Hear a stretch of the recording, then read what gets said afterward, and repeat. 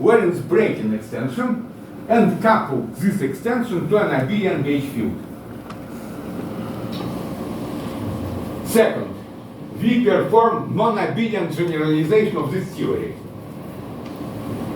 Third, in both cases we calculated the Carroll field additive term. It turned out to be that despite I already said this horrible sceptical divergence, the Carroll field additive term is finite, so we have some kind of miracle. Fourth, unlike the QED, some results which were finite in QED are divergent in this case, in the case of coupling to the Rayleigh-Schwinter field. Ether term divergence, higher derivative term divergence.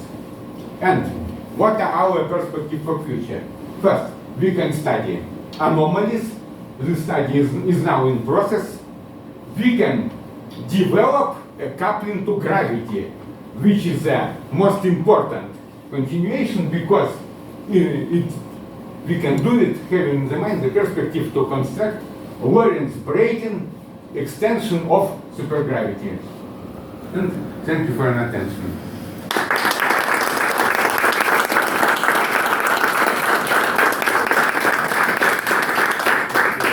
Is zero and two loop contributions, all high loop contributions are zeros. Therefore, it is natural to expect that perhaps, using the same argumentation was based on topology of graphs, it is natural to expect that for the Rayleigh-Schwinter theory, we will also have zero results in two and higher loops.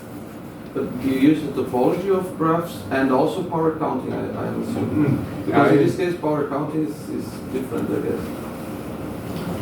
But topology had a very important role.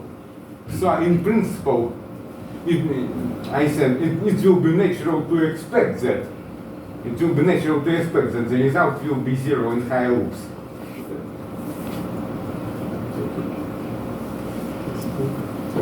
I mean, you showed with these different regularizations, you got different multiples of B of your B vector. Yeah. You know, with these various coefficients, 5/36. And Yeah, so on. yeah. I mean, that looked like a renormalization of B. I mean, you don't know the numerical value of B in advance, but you find quantum corrections to that in one loop. It looks like a renormalization of the naive value of B.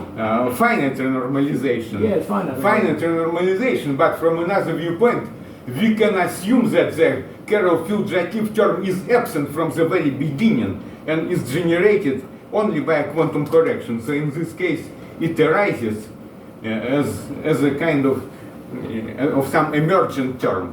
Yeah, quantum effect. Yeah. Yes. So in principle, it can be treated as a finite renormalization, but it is not obligatory.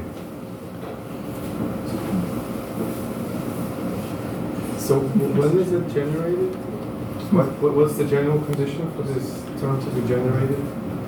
So it can. So I think you say that it can be generated in a non-breaking theory that does not break. Carroll field additive. No, Carroll field additive needs some initial Lorentz breaking term. Perhaps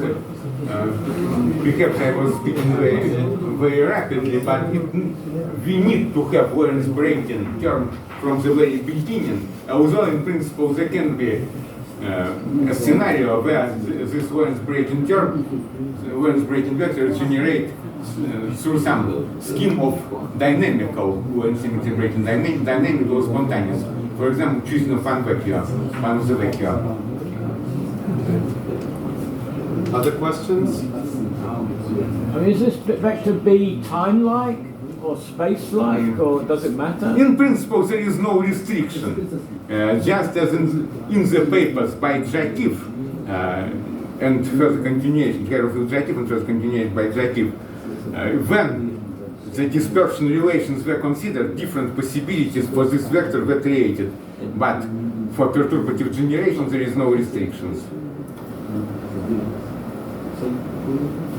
The restriction will appear if we will want to consider perturbative to consider dispersal relations. So I have a further question about this cancellation of the divergence. Is it some? So you call it a miracle. So Yeah. Is it typical for Lorentz breaking theories in some way? Do you have any other examples of such cancellation of divergence? In principle, we can have cancellation of divergences by supersymmetry, but it is essentially another story. It is called miraculous cancellation, name given by Stell, but it is essentially another story, essentially another mechanism.